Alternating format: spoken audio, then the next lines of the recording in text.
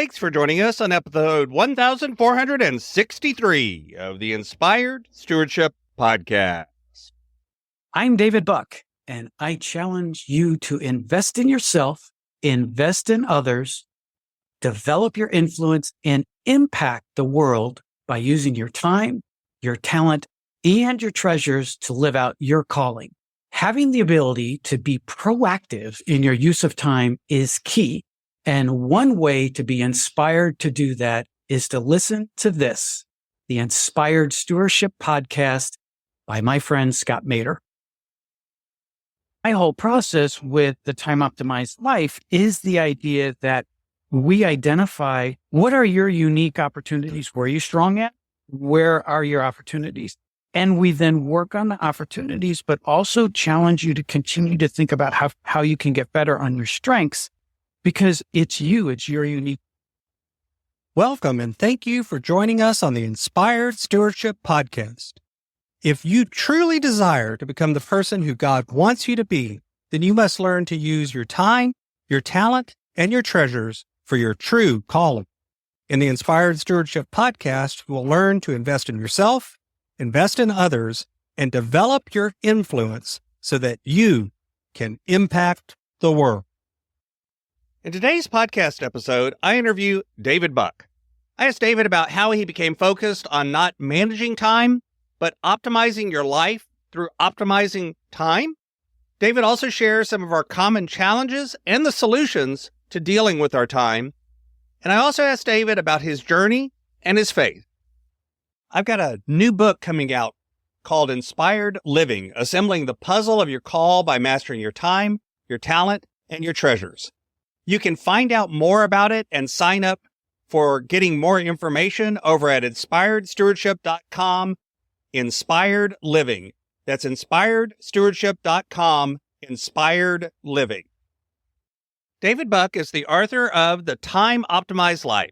He has 35 plus years of organizational and time management experience.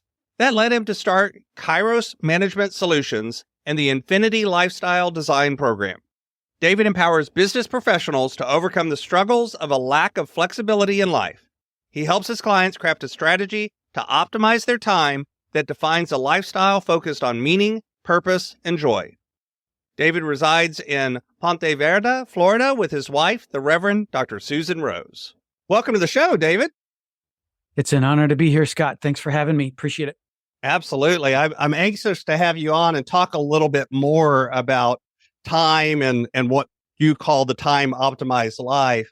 But before I go there, let's back up a little bit. I talk a little bit in the intro, but intros never tell the whole story.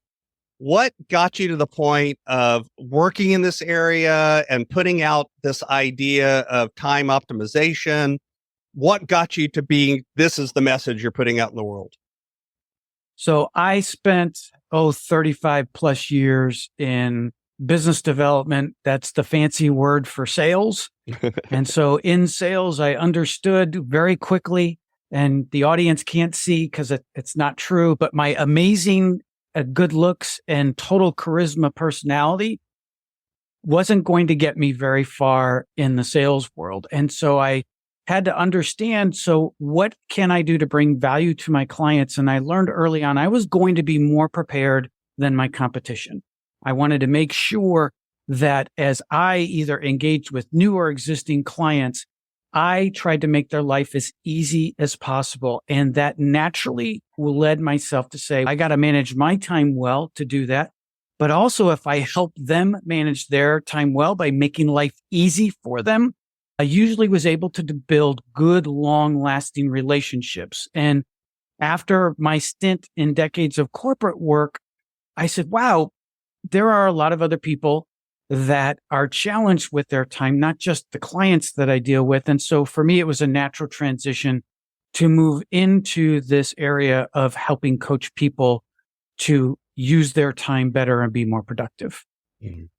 So as you dived into it and began thinking about it, was it something that you struggled with? Was it something that came naturally to you? How did this working in getting better with how you use your time, how did that play out for you as you began to journey through it? I'd love to say it naturally happened. Like I have this natural knack for that, but it really came about for the circumstances that I was in. Like, how am I going to be able to juggle having all these clients and the pressure of the boss or the employer saying, we need more sales, there's never enough.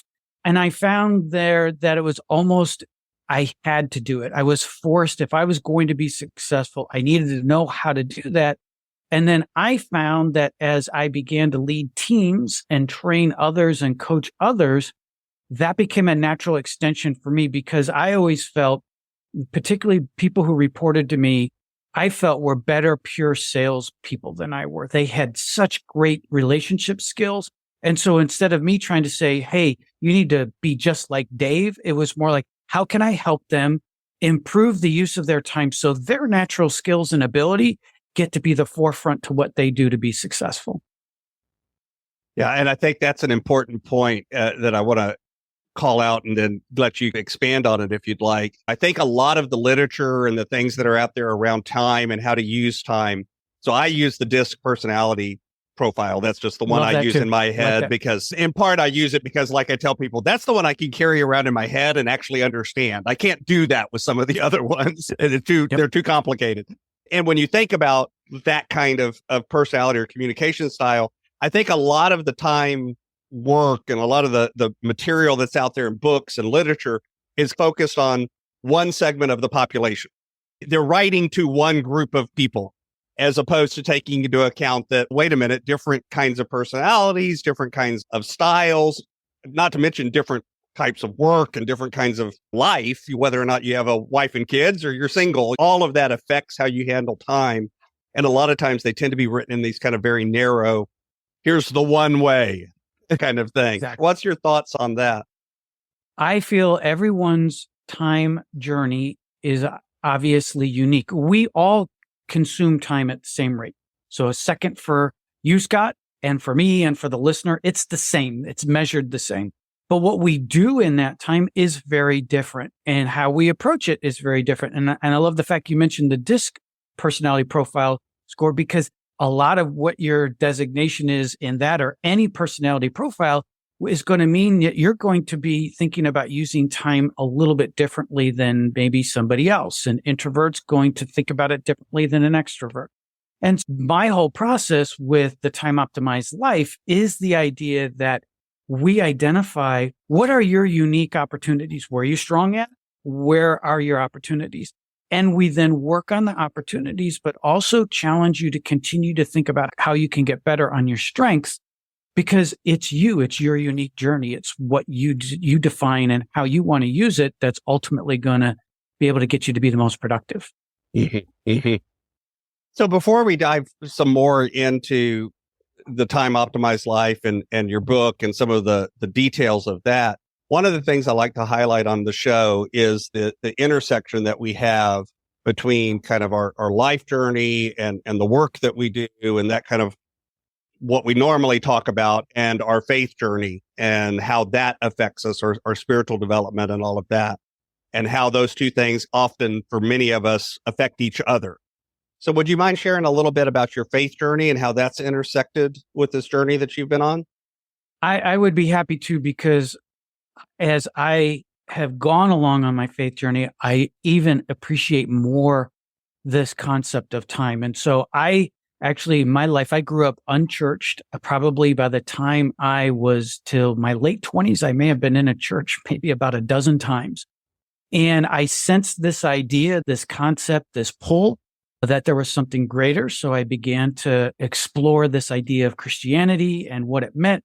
And for me, God put my wife in my life, because on our second date, she was like, hey, listen, it's important to me that if we continue forward, we need to attend church. Doesn't need to be my church, but we need to find a church. And that was an answer to prayer to me. And so she's been so much linked to my faith journey. But then as I got into this idea of then my professional life, my personal life, I found that when it was okay, I had a pastor one time emphasize the fact that whether in your career, obviously, as long as it's ethical and that it's meaningful, he said, what you do is tied to who you are and in your faith journey. And so that opened it up to say, okay, my work is I'm honoring what I'm doing to the Lord through my work.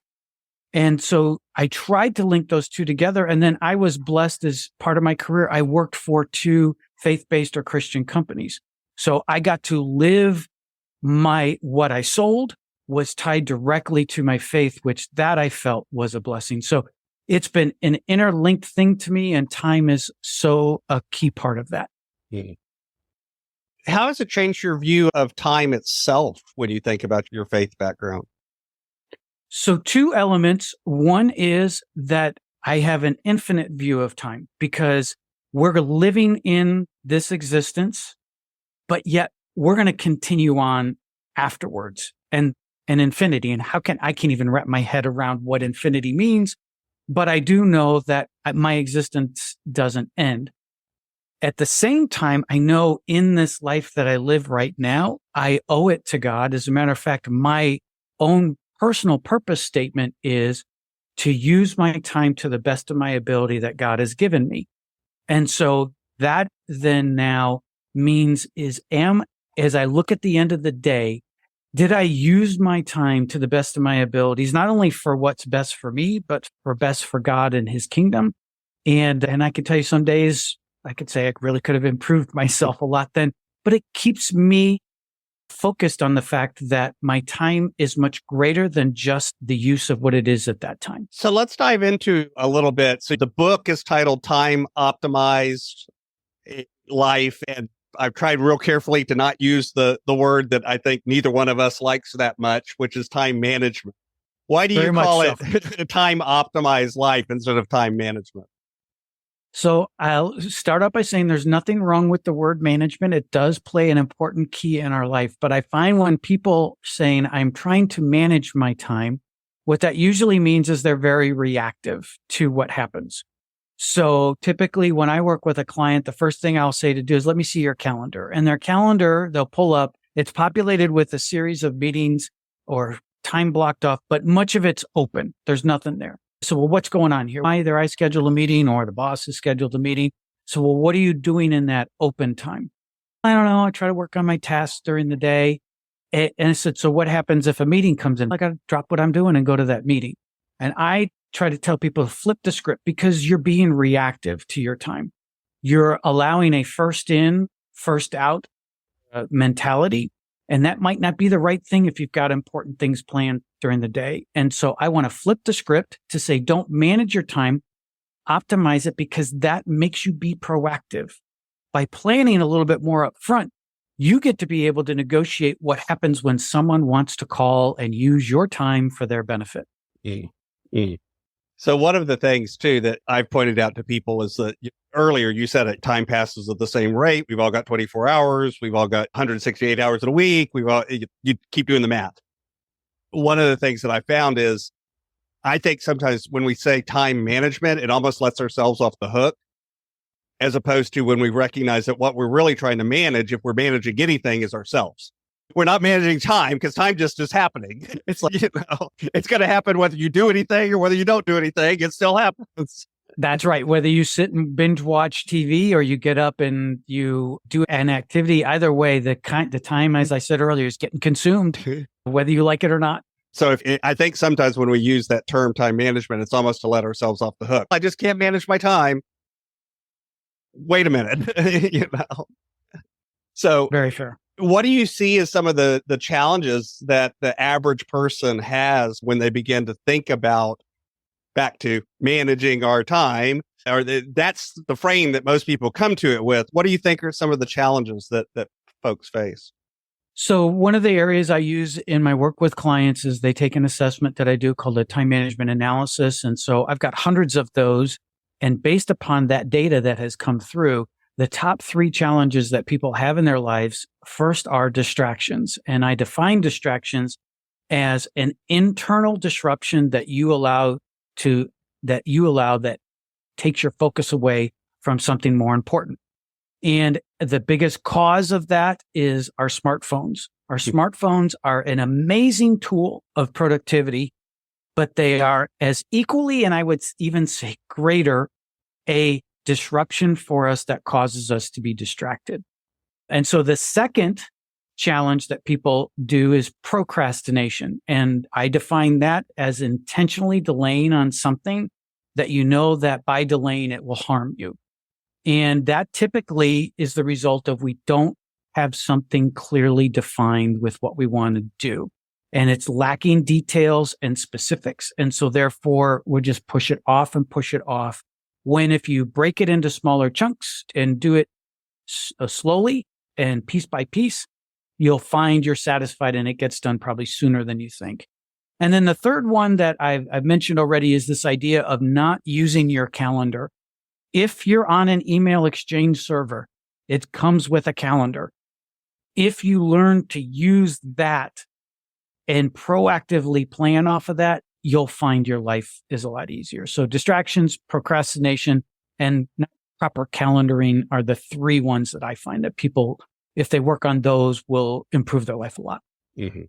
And do you think for a lot of people, those three things are interrelated?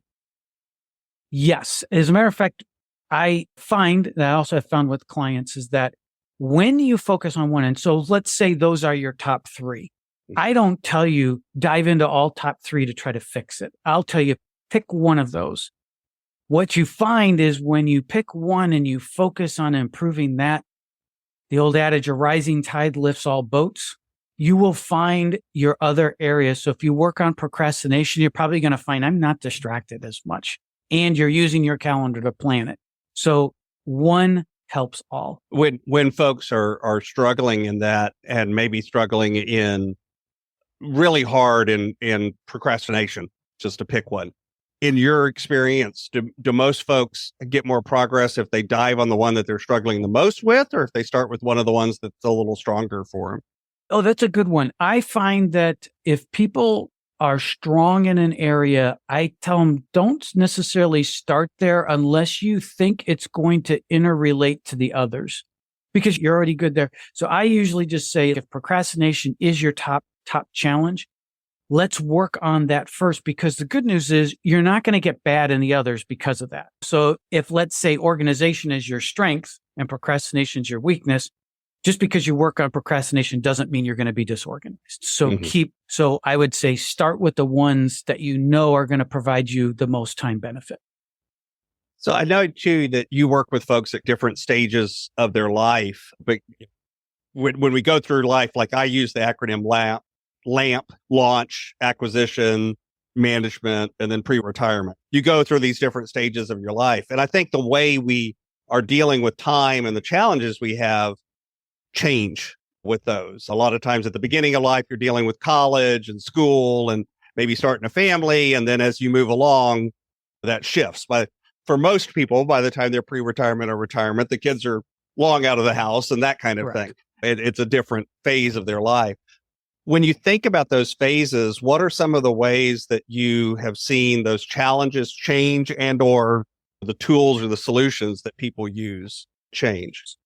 Great question. What I try to tell both people, particularly someone first starting a career and then someone stopping their career, heading into retirement, I use what's called the 40% rule. So if you work 48 hours a week in your career, that is 40% of your awake time. So if you go into college, then you start your career, you're going to be working around 40. You automatically have 40% more structure into your life simply by the fact that you're working. Now, for someone who's headed into retirement, it's the exact opposite. All of a sudden, 40% of your awake time that was structured is now unstructured. And you have to figure out if you're going to do a traditional retirement, what happens with that time. That can either be a time suck or vacuum where you find yourself really struggling with what to do with your life. Or if you plan well, you can be looking back on your career going, thank you, Lord, for the resources I have to be able to live this incredible life in retirement. But a lot of people struggle with that 40%, regardless of where they're at in their career. So when you think about that 40%, that time that isn't automatically structured, what are some of the things, what are some of the traps that people fall into or things that they can do to use that time in a more, a way that they actually appreciate and enjoy and use well? Yeah. So I go back to first thing is have a purpose statement outside of work. It's broader than work. It can include work. And again, it's okay to work in retirement. That's fine as well. But what people need to do is establish some type of purpose first and structure, and then decide, how am I going to fill that time? Is that going to be with part work, part play, all play? And that's why I encourage people who head into retirement, if you're still not sure, then go back and do what probably your kids or your grandkids did and take a gap year. What that means is just go into retirement and say, I'm going to take a year to figure out what life is going to be like for me. It may mean you return back to some work, but it doesn't mean that on Friday, your last day at work, Saturday, you wake up and say, this whole new life, I've got to figure things out. Don't put that much pressure on yourself if you don't need to. Work into it. But the idea is you got to build, like that 40% structure you got with your career, you got to build that 40% of post-career time to figure out what's going to bring you meaning, value, purpose, and joy. So I hear a lot of times from folks that are thinking about retirement and whatnot, I hear themes that show up a lot. One is the kind of stereotypical, I'm just going to go play golf every day kind of thing. And another one I hear a lot is we want to travel. We want to spend time traveling. When you hear things like that, is that enough? Is that what people should be thinking? Or how detailed do you think they need to get when they start thinking about that 40%?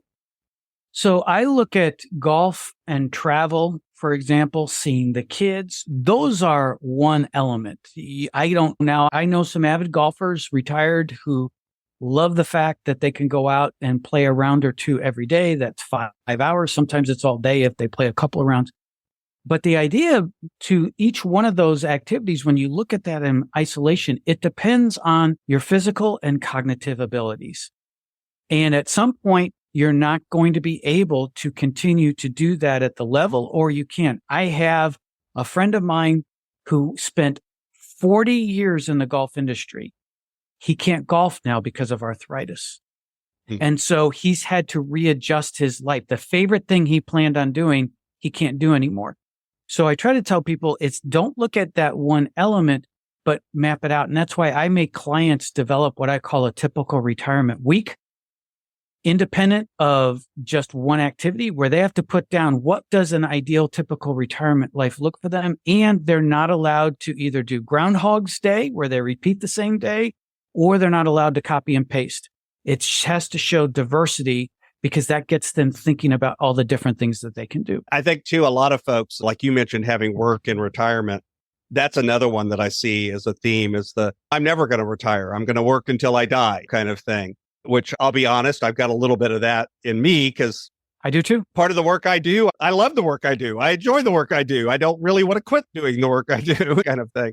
So what do you say to those folks that's their attitude is, no, I'm not going to need to worry about extra time because I'm just going to keep working and that's going to fill my time? I have found with most of the people with that attitude, again, if that's what you want to do, that's fine. What I then ask after that is, if they have a spouse, what does your spouse feel about that? Have you talked to your spouse? What does your extended family, what do your kids feel about that? The grandkids feel about that? Because they may have been counting on being able to have you more a part of their life. And if you haven't thought about that, then I would say challenge that, because you bring value to other people's lives. Now, if everything, and I've had spouses who are like, fine, let him or her work, that's okay. Then the next thing I challenge is, where are you going to do the flexibility? So tell me, work's not everything. What are other wonderful things you hadn't really thought about doing that you would love to do? What's your bucket wish or wish list? And when you list all that down, then I say, how are you going to accomplish that if you're working all the time? Because if you decide 75, I'm going to retire, again, I go back to the cognitive aspect and the physical aspect. would you be able to do those things? So can you negotiate? I'm only going to work part-time or project-based, either if you have your own business or if you're working for an employer, and I'm going to weave in the other flexibility elements there so you get the best of both worlds. So when you think about your book, The Time Optimized Life, who do you really consider that book for? So I consider that more for the in-career person right now. I'm actually halfway through writing the second book, which is going to be The Time Optimized Post-Career Life. But the Time Optimized Life can fit in for anybody, any age. So if you still are retirement, because it's all about proactively using your time, and the exercises that I put people through and the things that we cover in the book will definitely relate to someone who's in career or post-career, but I did tie it into more people who are in career right now. So I've got a few questions that I like to ask all of my guests, but before I ask you those, is there anything else about your book or this work you do around time optimization that you'd like for the listeners to hear? Probably to repeat myself, I would just simply say, if you're struggling where you are at right now on where do I move forward on trying to manage my time, identify something that you struggle with. If it's even as simply, I'm on my phone too much, then set quarantine dates. Work on not being on your phone as much, but please be proactive in your approach. Take the time to carve out what you're going to want to do so you're less reactive. The more you're proactive, the more you're able to, optimize your time.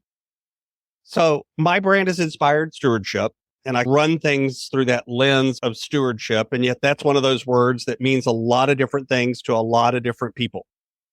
So when you hear the word stewardship, what does that word mean to you, and how has it affected your life? So I think there's two components to that. Obviously, the first part of stewardship is for us to be mindful of our first fruits that we give to God.